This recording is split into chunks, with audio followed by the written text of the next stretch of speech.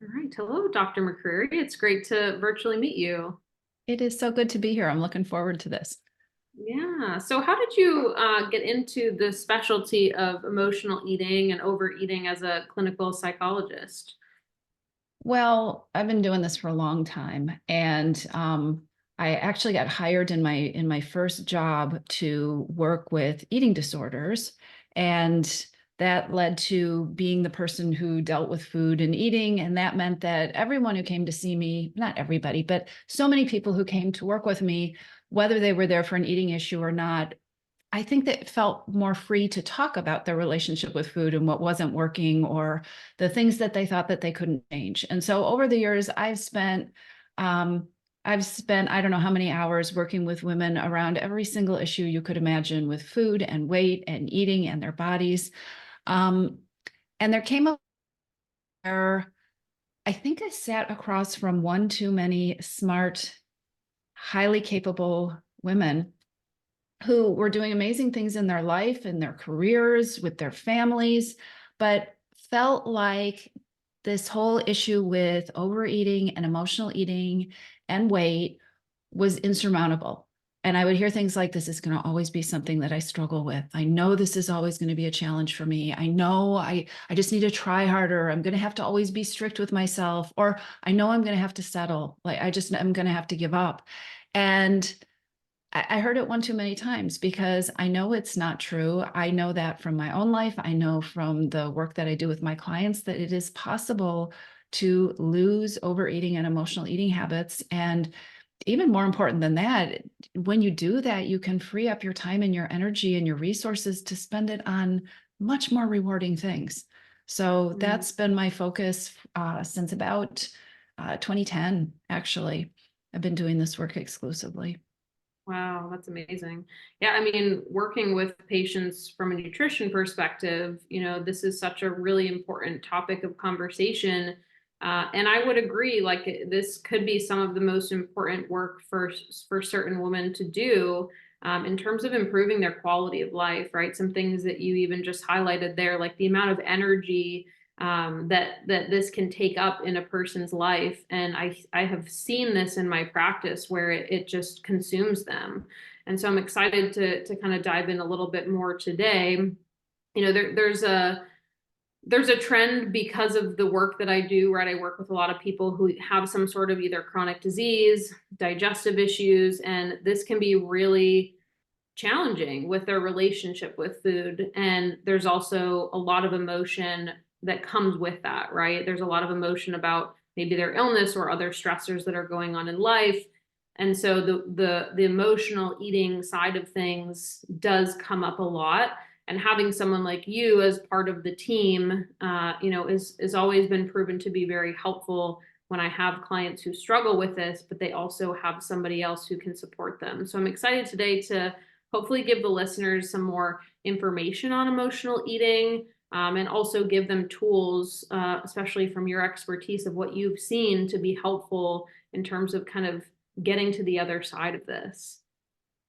Let's do it. That sounds great. Yeah. So I what do is want to say, can I say something about emotional eating? Because I think people get confused about what that is exactly and about how it's a helpful or whether it's a helpful concept. So when I talk about emotional eating, I'm talking about eating that happens when you're using food for another reason, when you're using food to cope with feelings, or you're using food to get through a situation, or to push things down, or to numb out, or to avoid what's happening. And one of the things that I hear a lot from people is, or not all the time, but quite frequently is, okay, that's great. I know I'm an emotional eater. I'm stress eating, for example. I know I am stress eating. However, I am stress eating because I can't do anything about the stress. And so I'm not sure how that helps me because I'm doing the best that I can. And so there's another concept that I think is helpful here to talk about, which is one that I've labeled hidden hungers, which is the reasons.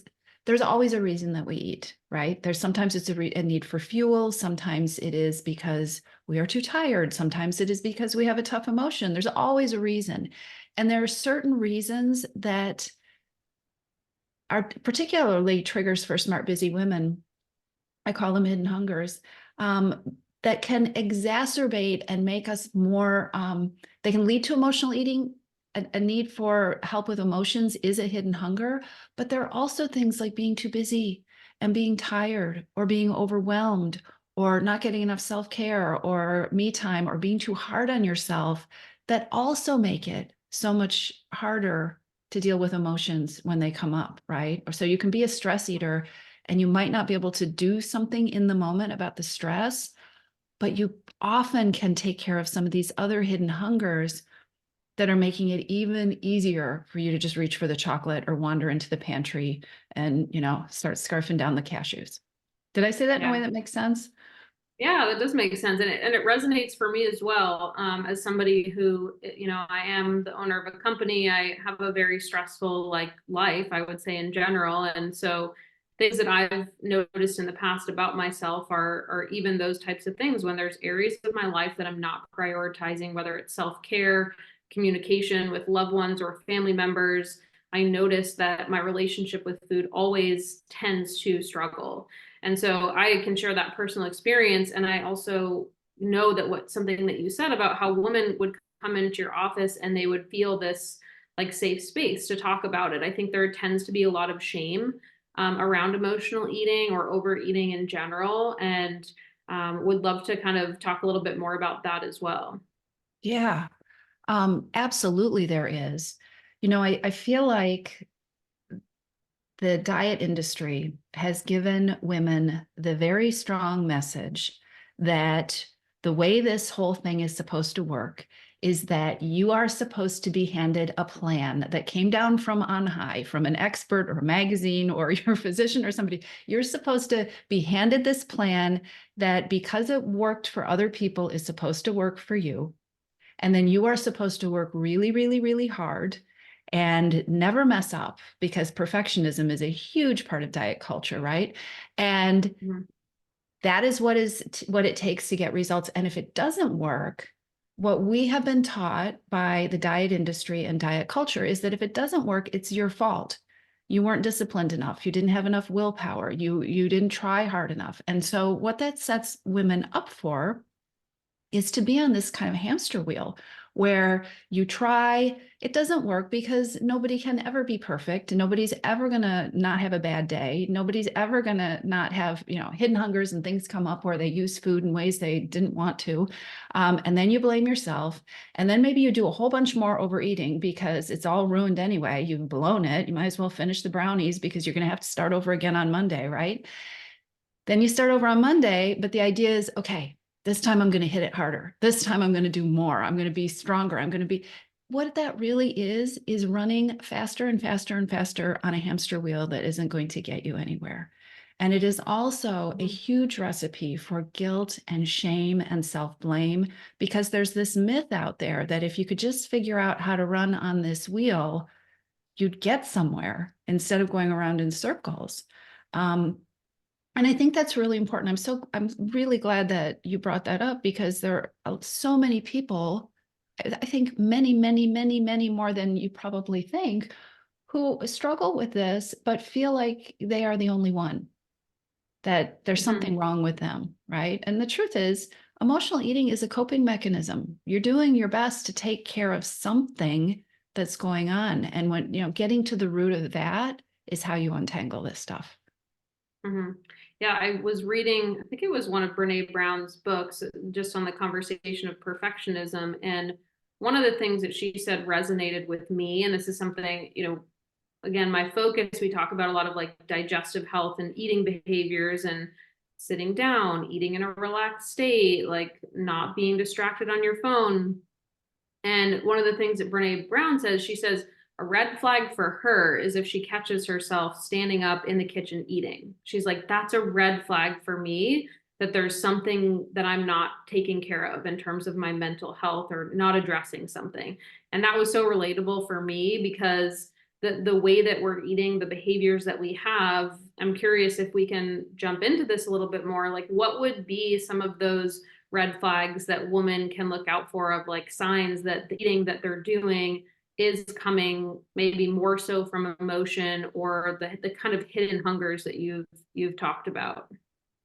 Well, I think the key piece is whether you're happy with your eating, whether it's Mhm. working for you, because that's the other thing. We all eat, not, 99.9% of us eat emotionally at one time or another. Food is meant to be enjoyed, and there's a lot of emotion that goes into preparing food and serving food and enjoying food. But if it's not working for you, or if it feels like um, it's a lot of mindless eating is happening, if it feels like it's on autopilot. I know during the pandemic, I was not the only one who would just find myself wandering into the kitchen and wondering, why am I staring into the cupboard? So Yeah. if you're eating on autopilot, if you're eating in a way you don't want to, or you're sometimes there's this experience where I need to eat. This is the only thing that feels good, or this is my reward. And yet an hour later, you're miserable. Either Mhm. you're physically miserable, or you're emotionally miserable and mad at yourself, or both. Then that's not working for you. Or the Mhm. other piece I think that's important to think about is this kind of eating that you're doing that isn't working for you, does it feel like your only choice? Does it feel like the woman I like when I talked about the woman who was stress eating, where she says, of course I am, but I don't know what else to do? Because that's a Mhm. place where when you can untangle that, you can really get your power back. And Mhm. that's what I love about this work, because when you heal emotional eating, you not only get to interrupt this overeating behavior that you don't like and see the results from that, but when you address those hidden hungers, you address those hidden hungers. So whether you're not getting enough me time, or whether you're exhausted, or whether you're stressed, or whether you've got emotional overload, or all of those things, imagine how much better and easier your life feels when those things get better too. It's Mhm. just it's a better way to live. Right. Yeah. So the way that my brain works is I'm always thinking from a medical perspective. I'm like, okay, first we talk about prevention, then we talk about, kind of when you're in it, when you're in the air quote diagnosis, and then kind of the aftermath, maybe, of like, kind of what we do if something goes wrong, or, that kind of troubleshooting area. So if we could kind of walk through those, maybe starting with, okay, so let's say somebody's listening and they're thinking, yep, I am tired. I've got kids. I'm working full time. Like, maybe they even recognize that there is a lot of things on their plate that are driving their eating behaviors. So can we start there and just talk about some tools for that type of listener? Absolutely. Um, the first thing is to not overwhelm yourself, because hidden hungers, they run in packs and they exacerbate each other. So what will happen is I will talk about these primary hidden hungers that show up, and it is pretty normal to start feeling like, oh no, I have them all. Like, what am I supposed to do? I'm like, I can't quit my job. I can't, I've got all the things, and it's overwhelming to even think about changing them. So I'm just going to go get something to eat, right?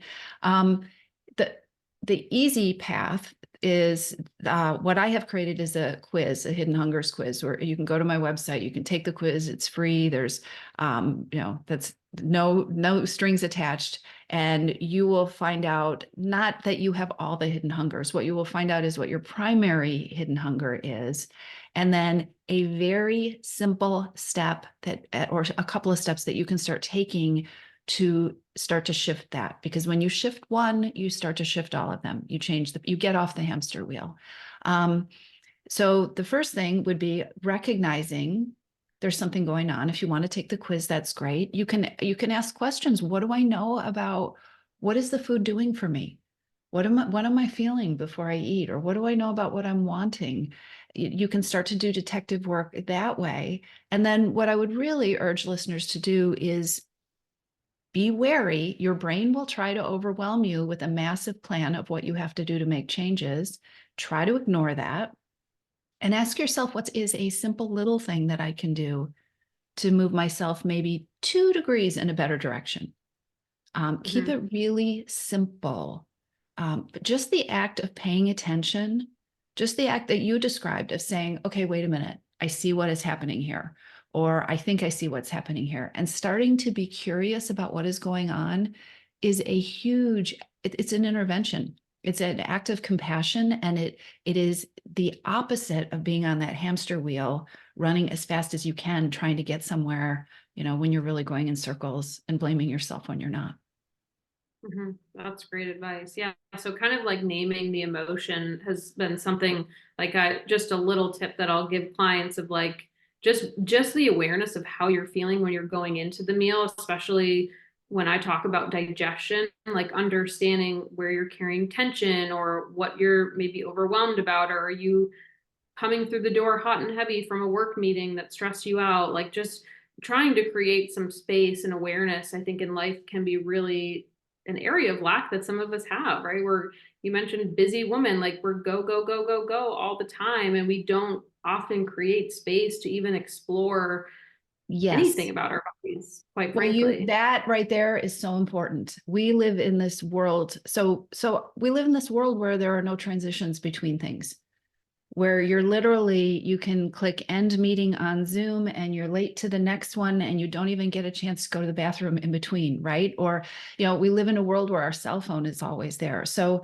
the space in between things where we just come back into our bodies, or we kind of process what just happened, or what prepare ourselves for the next thing, is not happening for a lot of people. And really eating, let's just say eating, going, that whole thing, why was I going into the pantry during the pandemic, is a way oftentimes of giving ourselves that space you're talking about. It is a way of creating a transition. Or sometimes people say, I eat to procrastinate. Okay, let's look at that. Is this a massive procrastination problem, or are you eating to hit pause because things are coming at you too fast and you can't keep up, or you can't process them, or you're tired?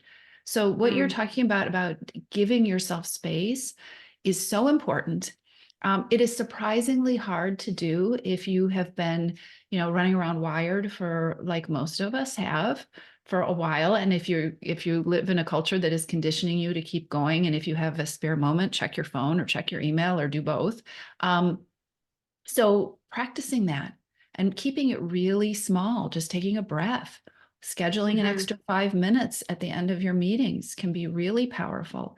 And then the other thing that you mentioned that I think is really important too is, don't freak out if you ask yourself, what am I feeling? And you don't have an answer.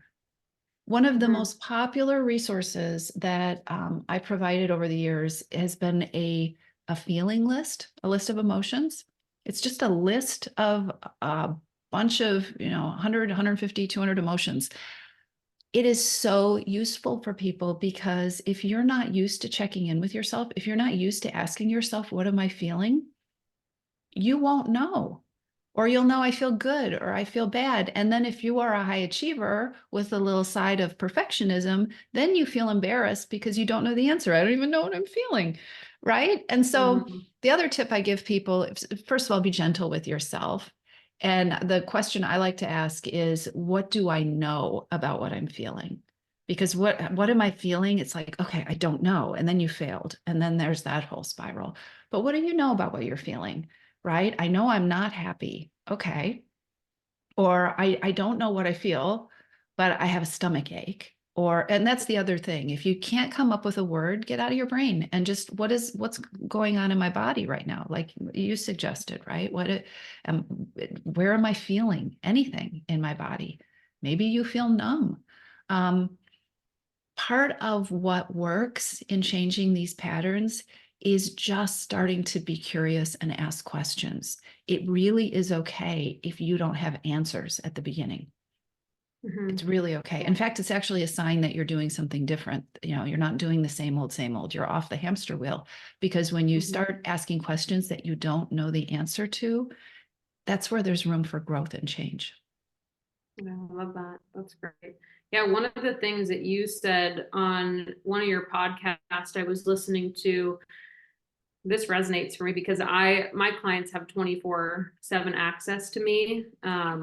just part of like a 3-month, 6-month program. It's for certain types of clients. But one thing you said was with regards to the relationship with technology and how like you were talking about like filling space and doing certain things at appropriate times, and thinking about how that's impacting us. And you mentioned the idea of responding to emails. Then you said, if you think that people will not survive if you don't respond to their emails instantaneously, that's something to explore. So this idea of kind of being conditioned to be at the mercy of our inboxes, or this can translate into so many other people's lives in technology in different ways. But I thought that was a really awesome point to bring up, and it really resonated with me.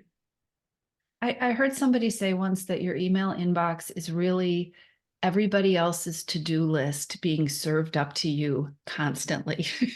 So it doesn't I matter love what's on that. your to-do list, right? It doesn't matter because think how many times you go into your email and you completely lose the thread of what it was you were there on your computer or on your phone to do, or because you just keep checking everybody else's to-do list all day long. And of course you feel overwhelmed.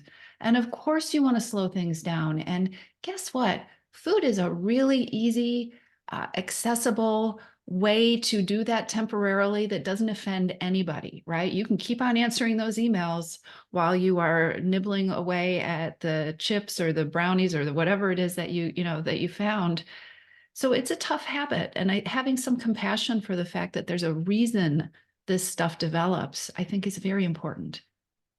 Yeah, absolutely. I'm all about root cause perspective, right? So in terms of our conversation, it's that exploration of, like you said, those hidden hungers, which is great. So let's say someone is in the middle of overeating. Like, are there tools there where someone maybe could be able to pull themselves out? Like, I guess just thinking of in the moment, would there be tips that you would give somebody in that position? Oh, that's such a great question. I think the first thing is to acknowledge that that's very human and it's going to happen.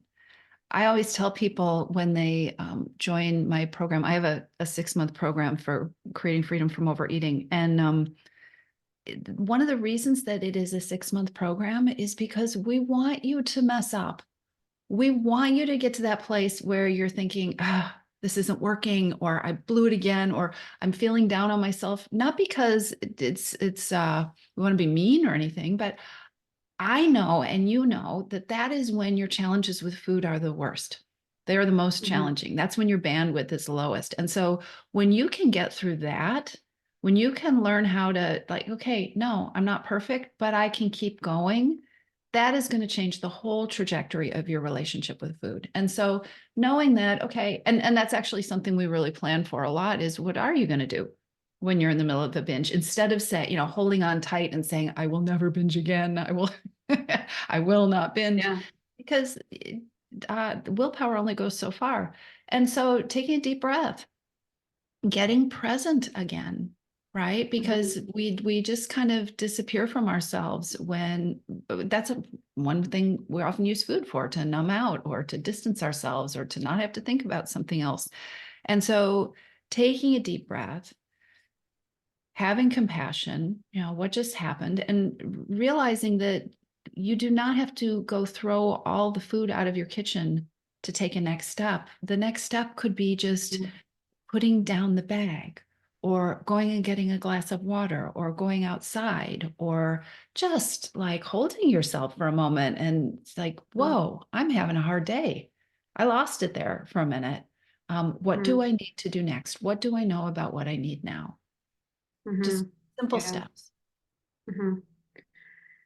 Yeah, that's great advice. And it kind of brings us into the, okay, I just had a binge, or, an episode of overeating that was clearly driven emotionally, not something that I'm feeling good about. And another thing that you had mentioned it, and I'm curious, hopefully I'm interpreting it right, but you were talking about cognitive dissonance, and you were kind of reframing, the thought process that can happen after an episode like this. So you were saying things along the lines of like, great, was really sad and I needed that cookie. Like those types of reframes and messages versus the, oh, I'm the worst. I'm so unhealthy. I can't believe I did that. I'm lazy. I don't have control. Like you had talked about something along this lines and I thought it was really powerful. Can you elaborate on that?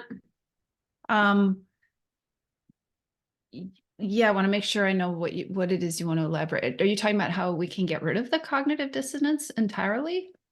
So just Or thinking about like what are some ways that we can mentally recover from that type of scenario and what are things that are not helpful for us to do after that type of yeah. situation? So there are layers to this. And the first layer always and is compassion.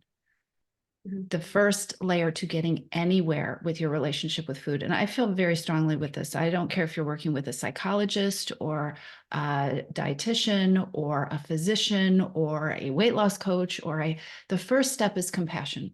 Because if you are approaching what is going on in that moment or in the last 6 months with self-hatred and anger and, I'm just lazy, I'm just a horrible person, which we have been conditioned to do, that's a dead end. There is no room for growth or curiosity or change when you have already decided what the problem is and who's responsible. It's done.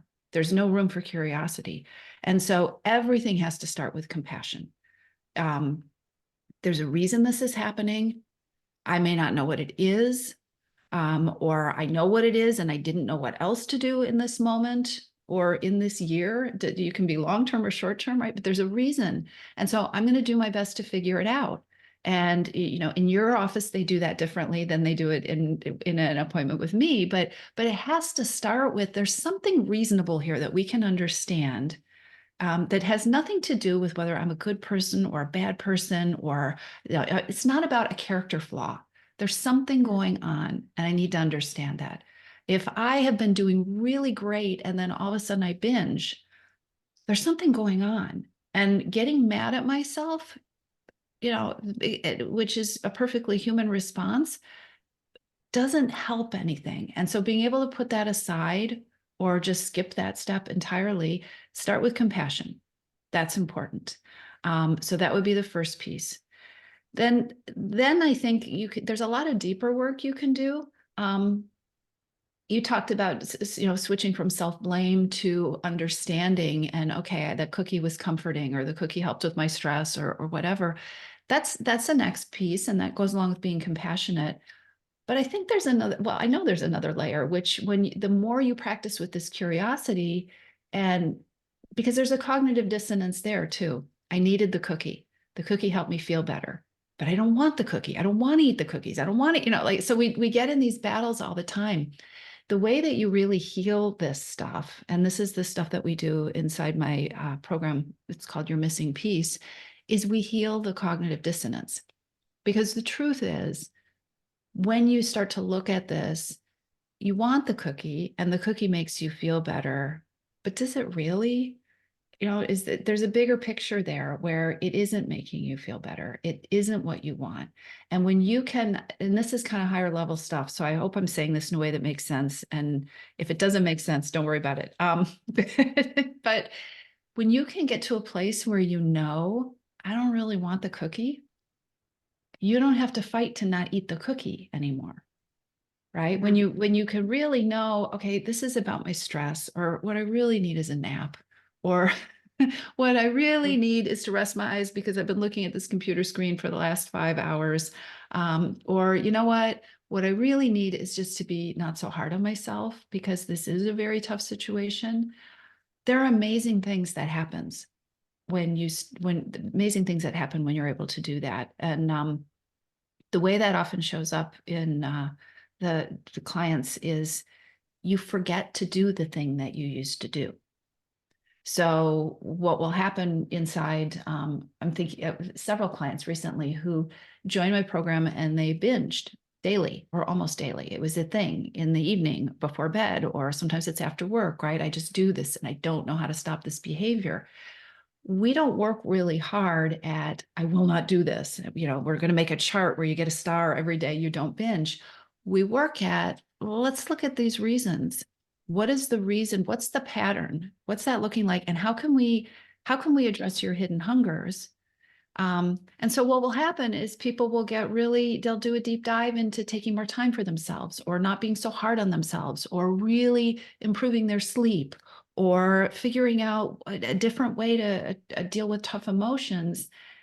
And then someday they'll come to the group and they'll be like, wow, I didn't even realize it, but I'm not binging anymore. It's gone. Mhm.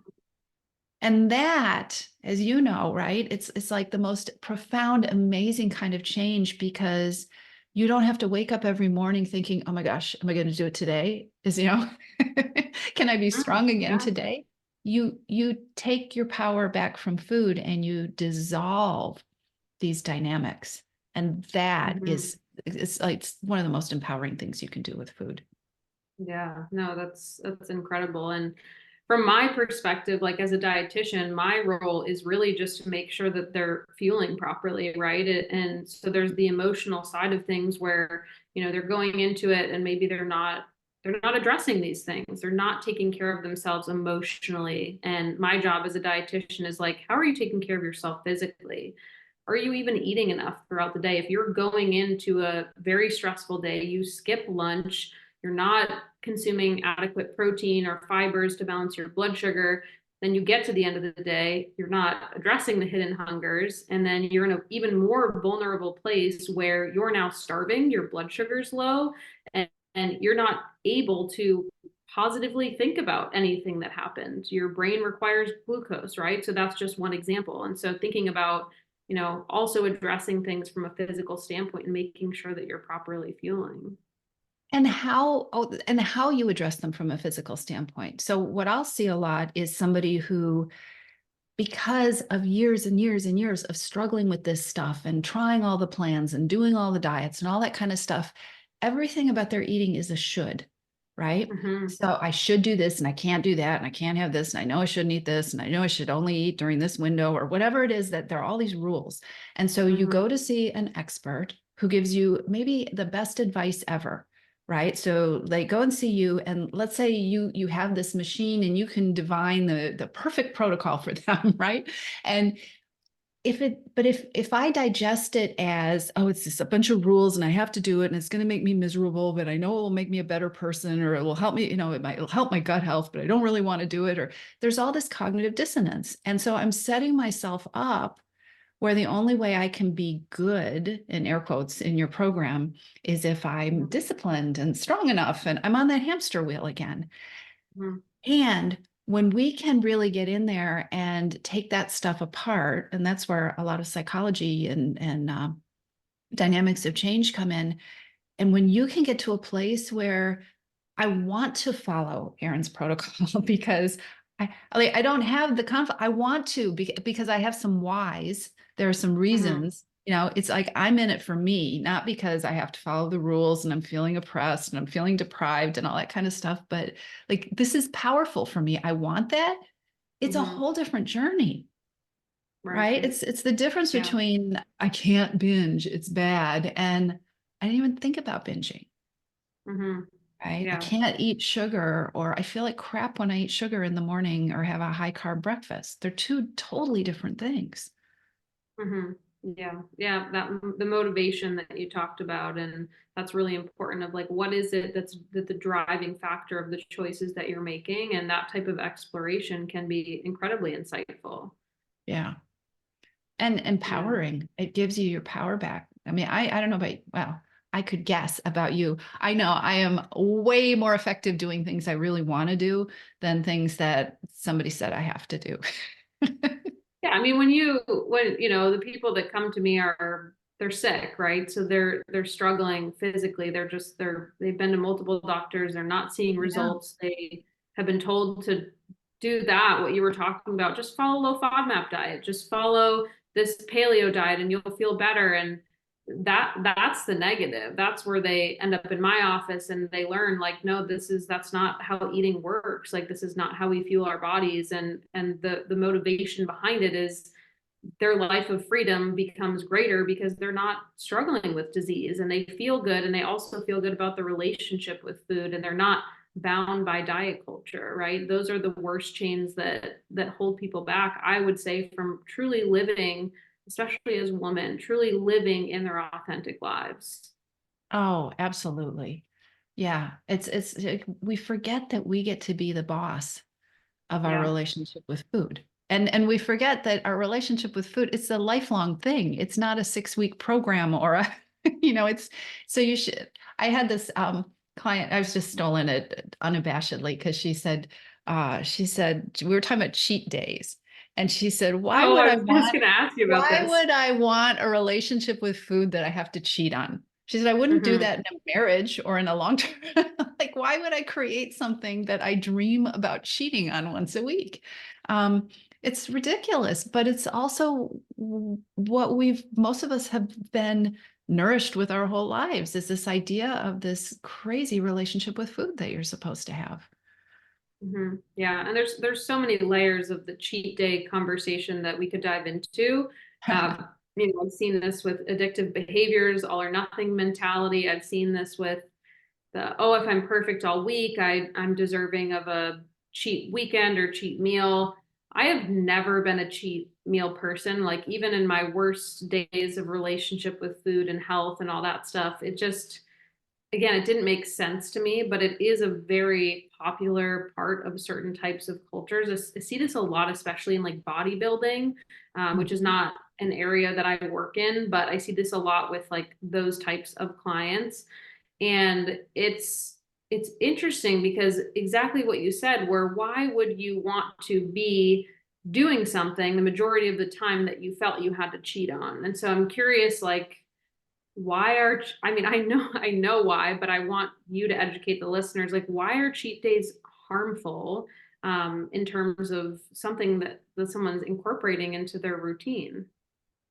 Well, one of the pieces that you nailed is the whole all or nothing thing. I mean, this idea that there is a right way and a wrong way to eat. And I've often joked about, well, I'm kind of serious about it. If there was a way to measure all the overeating that happens for a particular person, for any of us, if, when you're trapped in that whole diet mentality thing, from the moment you decide you blew it until you restart, whatever, the next Monday or the next full moon or the first of the year or whatever, everybody I've ever asked says, oh, that's the majority of my overeating. That's the problem. If that was gone, I'd be fine. I would have had a little blip and then it was just a blip. It was just an extra piece of lasagna, or it was 2 bags of chips, or it was whatever, but it was a thing. And then it would be done. Um, you're not perfect.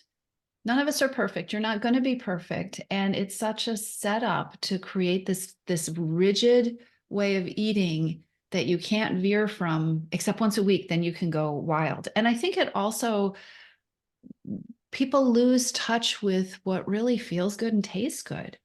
Mhm. When you have this very rigid plan and then you have this cheat day that you fantasize about maybe all week, and then you have it, and then like, how enjoyable is it really? How Mhm. enjoyable are you really enjoying it? Or do you have a bunch of stories about what you get because you were deprived? Are you really tasting? Are you savoring the food that you're cheating on? I don't even, it's hard to even get the word out of my mouth because it seems so ridiculous to talk about cheating, right? But how do you decide on that day how much to eat? Is it because I can eat whatever I want, which is really, that's a whole other kind of emotional eating, just rebellion eating, screw you. I'm not going to let you tell me how much I can eat. Are you eating that way, or are you actually tuned into what feels good in your body? Am I satisfied? Am I full? Am I hungry? I don't think that I don't think that most people operate that way when they're in a Mhm. cheat day or a good day kind of mentality. And so there's so many reasons. You could do a whole podcast series on, on cheat days. But I Yeah. don't think it does you any favors in terms of helping you be present in your body, or even know what it is that you like or don't like or want or need or are feeling, because it's just a free for all. Mhm. Yeah. Yeah. I think, there's so many different like you said, there's so many different ways where we could go with the cheat day conversation, but at the end of the day, like it's not a way to live. It's not a healthy way to live. It's also not good for your digestive system to be having these moments Yeah. where you're maybe in a form of restriction, and then you're in a point where you're overloading your system with all these foods that you would potentially deem as bad. Like, what would it look like if we incorporated those foods throughout the week and as part of your daily life, and instead of being a whole day or a whole weekend, right? Like, there's a lot of physical discomfort that can come from that, and physical harm of balancing blood sugar, and there's a lot of health implications as well, that doing something in a more balanced way doesn't have to be black and white. And this black and white type of thinking, this all or nothing, is really bad for us. And there's that gut brain connection that we have, where if you're not enjoying the food that you're eating on a regular basis, that's a problem. There are some people that have gotten so rigid in their eating behaviors that they are like, I'm just going to see food as fuel and nothing else. And I think there's a line there that I think we're missing, because it's this point of, like you said, food is meant to be enjoyed. And I think there you can kind of get lost in the conversation. And I would say this is more like a disordered eating type of mentality, where it's like, oh, food is just fuel. I shouldn't eat when I'm happy. I shouldn't eat when I'm sad. I should only eat just to do exactly what I think is right. And I think that's where people really get into trouble. And that's an area where I would say the effort, the relationship that goes into how they're dealing with food should really be prioritized.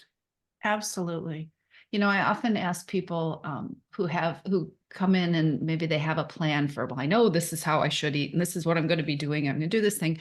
The question I often ask is, okay, so, and then when you're done, when you reach this goal or whatever, how are you going to eat then? Yeah.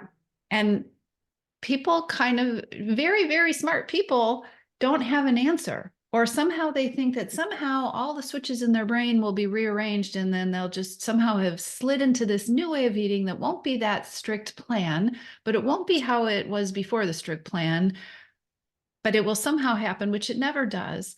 It's amazing the kind of blank spots we have in our thinking around our relationship with food. And part of it, so much of it is culture and the diet industry. But I really think if you start thinking about, okay, how do I want food to feel? How do I want to feel after a meal? I've had so many conversations with people initially who tell me how wonderful it feels to eat this and this and this and this every night, and that's why they can just not imagine being able to give up the habit. But then I'll ask them, how do you feel in the middle of the night? Oh, I wake up and I have reflux, or I've got all sorts of issues, or I wake up in the morning and I feel horrible and I'm bloated. And like, how interesting is it that we have these brains that can tell us the story that this is the most wonderful thing I can do, when it really isn't? So also a big part of the work I do is helping people kind of shift the lens that they're looking at things through and really examine the stories and beliefs they have about what food is, about how it feels to eat, about what they're allowed. I mean, we have all sorts of rules. I'm not allowed to eat that, right? Or but also about themselves and what they're allowed. Are you allowed to take care of your hidden hungers? Are you allowed to give yourself time? Are you allowed to be kind to yourself? And then I think the third thing, where it's a place where it's really important to look at stories and beliefs, is around what you're telling yourself it's going to take to change. I mean, I bet you see people who come in and they've already prepared themselves for, it's going to be the most miserable journey ever, but they're here because they know they have to do it. Really? Does that, I always tell people when we agree to work together, I almost always, what comes out of my mouth is, we're going to have so much fun. And if we're on Zoom, they look at me like I'm insane. But it is fun. It can be fun. And when you're feeling, before you even start, like this sense of dread, I think it's really important to look at, what is the story I'm telling myself about this whole thing? What am I believing? Yeah. I think the benefit to social media for my business has been that people see my lifestyle, they see things that I'm doing and that I'm sharing and information that I'm putting out there, and they typically never show up to my office feeling like this is going to be miserable, because they've seen my approach and they know that this is not going to be like, I'm not going to put you on a strict diet. If anything, we're going to try to broaden that as much as possible. And so I think it's important, especially with with social media, right? You have to be careful the types of things that you're drawn to. And I know myself, when I was in my worst spot, digestive wise, you can be very vulnerable to those strict, rigid plans because, like you said, our brains can convince us that that's the magic solution, as if there is one. So it's really important to just keep that skeptical eye out there when you're looking about who you're working with. And I think oftentimes working with somebody, because my brain is a really nice brain, but there are times it could take me all sorts of crazy places. And if Yeah. I'm trying to make a change, if I'm Mhm. trying to do something different than I've done it in the past, it is so invaluable to either surround yourself with people or find somebody who can help remind you that there's a reason you're doing this and there's a different way to do this. And no, the old way is it, because you will have those moments where you're like, you know what, I just need a diet. I just need to do a cleanse, or I just need to, great, Mhm. let's remember what's going on here. Because Mhm. we can get lost in our own stuff. And I think the smarter you are, the easier it is to do that because you can talk yourself in circles. I Mhm. speak from Yeah. experience. I'm good at that. Yeah. Yeah, sure. Well, I love that your program is 6 months, and I love the reason behind it. I can say for myself, from coming with a poor relationship with food in the past, it is a practice. It is something that requires you to be patient. It is not a quick fix. It's something that you always work on and that you are never expecting perfection as the outcome. I think that's a really important message for the listeners when it comes to anything related to emotional, physical health is perfection is not the end goal, right? That is not the No. end goal. The end goal is more freedom, a better quality of life, better resilience. Those are the measures of success that we're looking for, not perfectionism. Yeah. And it's so freeing. One of the things we often work through in the program is, okay, say you have a really crap week, just a really awful week, because oftentimes we say it's somehow our job not to have a crappy week, and then therefore we'll be able to eat the way we want to. So you have an awful one, how do you want to handle it? How do you want to feel at the end of it? How do you want Mm-hmm. to feel after you went into the kitchen and ate the way you didn't want to eat or did the DoorDash thing so what do you want your next step to be? What does that look like? Start to have a vision of resilience instead Mm-hmm. of and consistency instead of perfection. It's so much more powerful. Mm-hmm. That's wonderful. Well, I think the work that you do is incredibly refreshing, I'm sure, to a lot of people. I'm sure a lot of people are listening right now with some sort of history or past that it resonates with what you're saying, and hopefully they will seek help if they're in a place that they're feeling that this is something that's holding them back from being their best selves. And you can do it in little ways. Um, you know, add, take the quiz and get started. Or a couple times a year, I do a free 5-day workshop, which is online. So all you have to do is have access to the internet, but it's called the Freedom from Overeating Workshop for Smart Busy Women. Um, 5 days of training, 5 days of little tiny action steps. You don't have to do this stuff alone, right? And Mhm. we're and being very careful about who you choose as your support people, right? Clearly, Erin gets it, right? You're preaching empowerment and you're doing things that help people feel more confident and stronger. I think that's so great. It's so important. Mhm. Mhm. Absolutely. So, are there any like last minute things that you feel the listeners should know, if there's, anything that they should explore in terms of, I would say, maybe areas where you found that people are the most successful, or, readiness to change? That's a good question.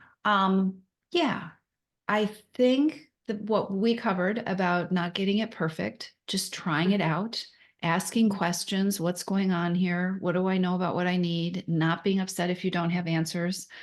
A client said to me recently that she was most successful when she just kept reminding her brain that I'm doing something new. I'm trying something new because the old way hasn't worked and I'm Mhm. confused, and I'm not somebody who likes being confused, but I'm just going to let it feel confusing for a while and see where it takes me. It's okay. You know, it's starting to play around with how am I feeling and what do I need is so much more uh, murky than what's my food plan. Yes. Is it time to eat? And so your brain's going to be like, oh, come on, we need something more rigid than that. Maybe you don't. See what will happen and get support if that feels too murky and you're not sure what that looks like. But there's a reason that you're eating. And when you can start from that place, that is how you solve the puzzle. That's beautiful. That's great. So where can people find you and what are the resources that you have for the listeners that I can share as well? Well, my website is toomuchonherplate.com, TOO, toomuchonherplate.com. You can come there. That's where you'll find the quiz. That's where you can sign up for the free 5-day workshop. The podcast, I also have a podcast, which is Too Much on Our Plate with Dr. Melissa McCreery. And that's wherever you are listening to this podcast, you can find that. I'm Too Much on Her Plate on Facebook and Instagram. It's pretty easy to find. Well, thank you, Dr. McCreery. It's been such a pleasure having you on. And like I said, I'm sure that no matter who's listening, there's some level of appreciation for this information and maybe some good reflection if people have not really explored this area of their relationship with food. So I thank you for the work that you're doing and coming and sharing it here today. Oh, absolutely. Thanks for having me. This was great. Yeah, of course. Well, have a great rest of your day. All right.